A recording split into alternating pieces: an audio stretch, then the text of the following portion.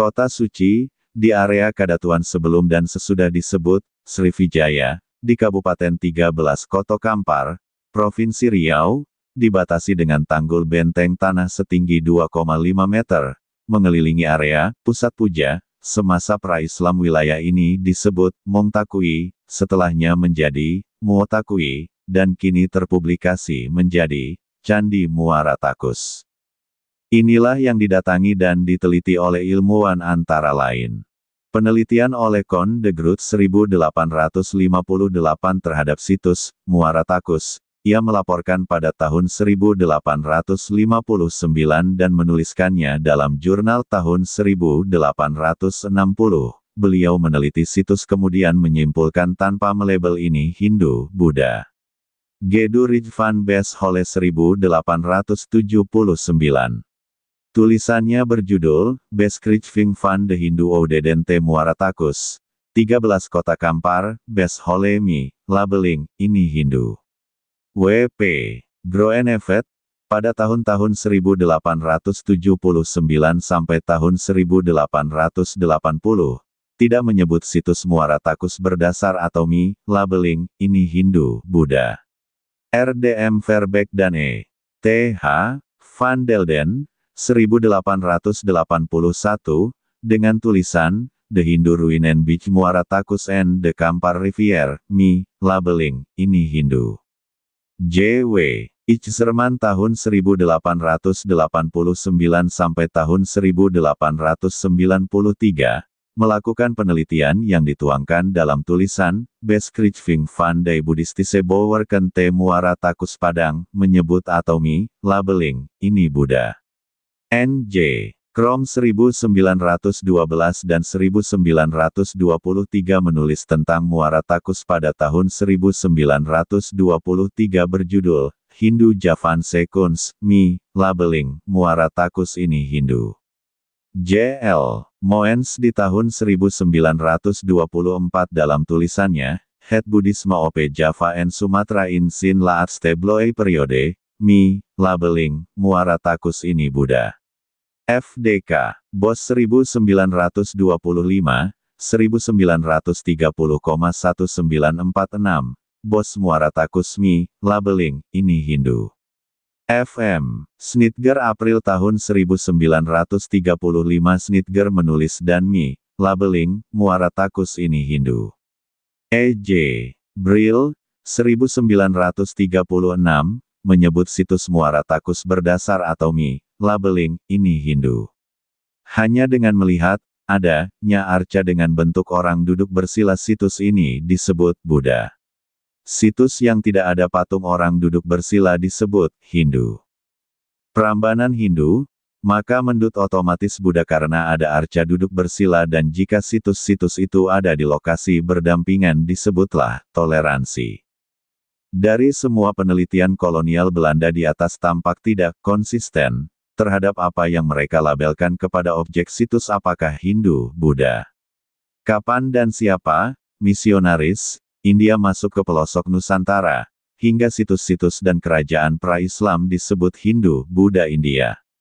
Tidak ada jawabannya, karena memang tidak pernah ada ini hanya labeling, tanpa dasar.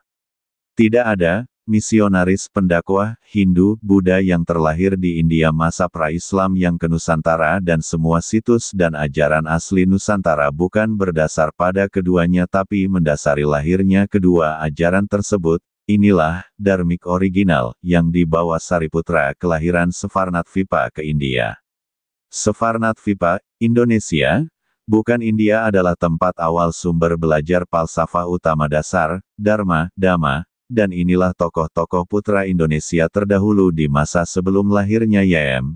Siddhartha Gautama, para pelopor pembawa, dharmik, sampai ke tanah India, diantaranya Sanjaya, Sariputra, Dharmadasa, Dharmapala, Suvarnakesa, Maudgalyayana, Savarnatvipa Dharmakirti, Krijanayasa atau Dapunta Hyang. Sariputra adalah putra Nusantara yang menjadikan awal cikal bakal lahir tumbuh dan berkembang ajaran Buddhism di India. dan masa setelahnya adalah Atisa di Pamkara Rijnana 12 tahun belajar di sini kepada guru Sefarnatvipa Dharmakirti yang di kemudian hari mempelopori lahirnya, Tantrayana, di Tibet. Desa kelahiran Sariputra dari ibu bernama Sari atau Sariha Rupasari, di wilayah Bimbisara versi Fahian adalah Pinpo Solo di Desa Nalaka, di wilayah Motulo, ini adalah Melaka, di Malayu, di tepi sungai Panisan, dekat desa Tanjung, 13 Koto Kampar, saat Kon de Groot 1858 datang ke sini dan menyebutnya sebagai Kota Candi. Buku Perjalanan Fahian atau Faksian 399 dan 412 terjemahan dari tulisan aslinya Cina oleh Samuel Beal 1884 ISBN-10 banding 8.120.811.070 menuliskan sebagai berikut. Fahian 337-422 M tinggal di Chang'an. Mi mulai perjalanan 399-412 M berangkat dari Chang'an, menyeberangi Lung. Setelah melintasi Indus, jarak melintasi Laut Selatan India adalah 4 hingga 5 juta li, sampai berlabuh di tempat yang tanahnya rata tanpa lembah, ada sungai. Pergi ke arah tenggara kurang dari 80 yojana, kami melewati banyak kuil dengan sejumlah imam di dalamnya. Setelah melewati tempat ini, kami tiba yang disebut Motulo. Mengikuti sungai, Puna, kanan dan kiri ada 20 sangharamas dengan 3.000 imam. Iklim di sini hangat merata tanpa salju. Orang-orangnya sangat kaya, tidak ada pungutan pajak atau pembatasan resmi. Di seluruh negeri orang-orang tidak membunuh unggas merpati, tidak minum anggur, mereka juga tidak makan bawang putih. Tidak memelihara babi, tidak minum anggur. Para kepala suku membangun sangharama untuk para imam. Pergi ke barat tiba di desa Nalo, ini adalah tempat kelahiran Sariputra, oleh karena itu sebuah menara telah didirikan. Desa Upatisa, dikenal sebagai Nalaka, hidup seorang pemuda yang sangat cerdas bernama Sariputa, ibunya Sariha Rupasari, karena nama ibunya itulah ia disebut Sariputra. Ayahnya, Matara, seorang Brahmin bermarga Dirganaha karena ia anak pemimpin desa. Ia juga kadang dipanggil Upatisa. Di tempat para imam, ada sangharama yang dibangun. Di sini mereka membuat menara untuk menghormati Sariputra, Mudgalaputra, juga untuk menghormati Abhidharma, Vinaya dan Sutra. Dari timur ke barat 5 atau 6 li, dari utara ke selatan 7 atau 8 li. Di sini Sariputra dan Mudgalyayana pertama kali bertemu. Asfajit juga Nirgranta.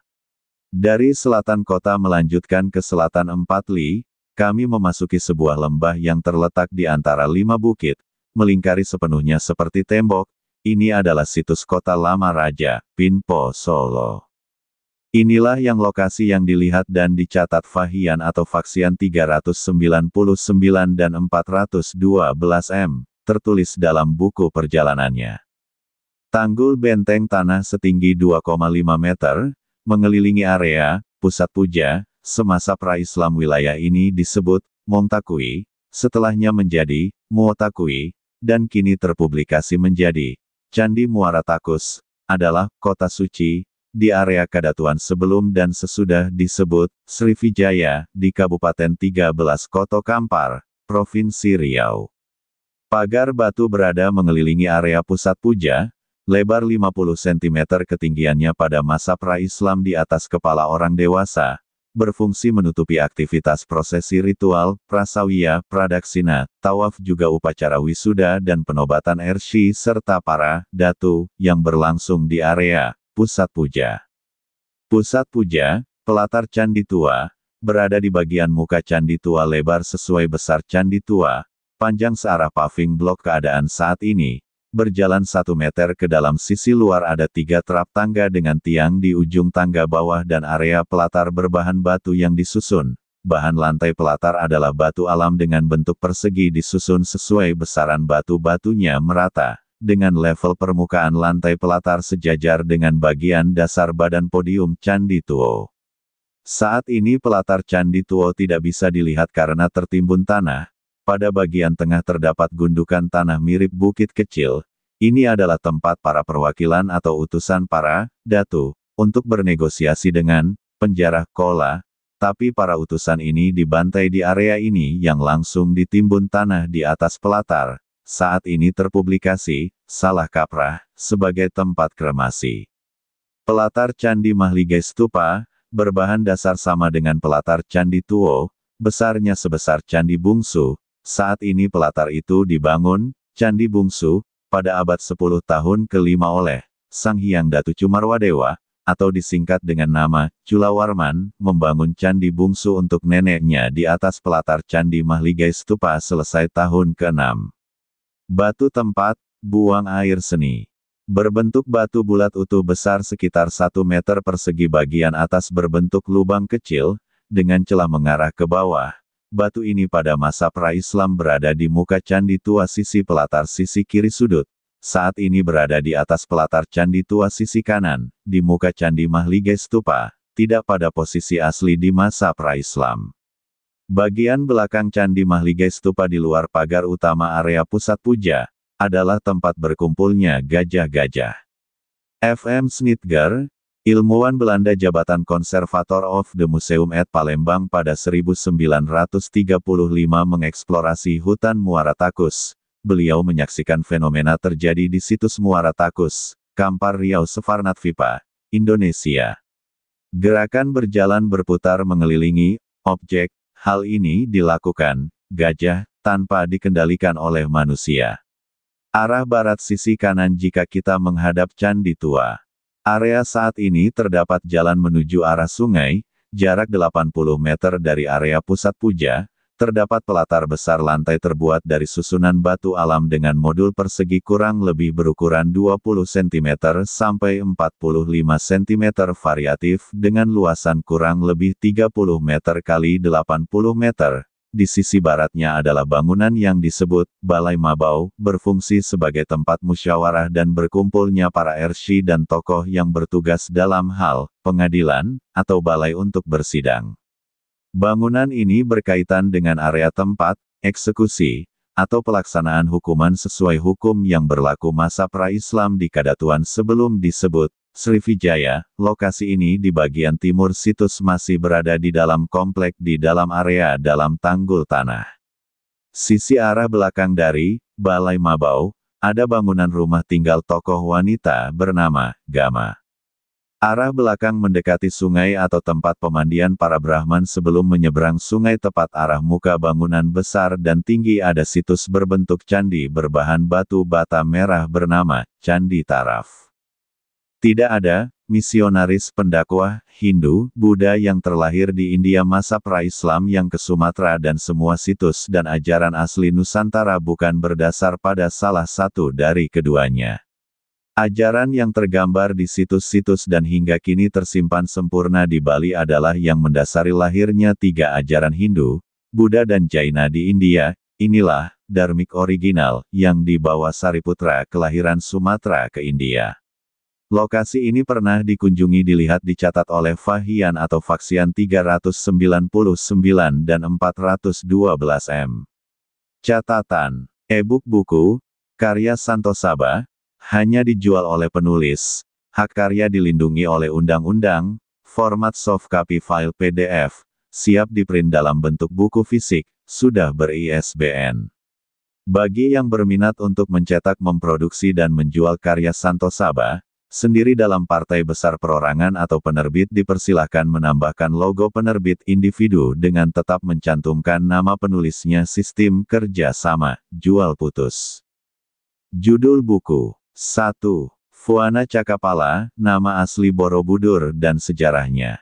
2. Borobudur bukan candi. 3. Klarifikasi catatan sejarah Borobudur. 4. Throwback History Borobudur. 5. Ramayana adalah Nusantara. 6. Mahabharata adalah Nusantara. 7. Lemuria Atlantis Nusantara. 8. Lemuria adalah Nusantara. 9. Atlantis adalah Nusantara. 10. Bali bukan India. 11. We Are Arya, kumpulan artikel. 12. Srivijaya, ungkap Kadatuan Srivijaya, bukan kerajaan. Hubungi admin Santosaba dengan WhatsApp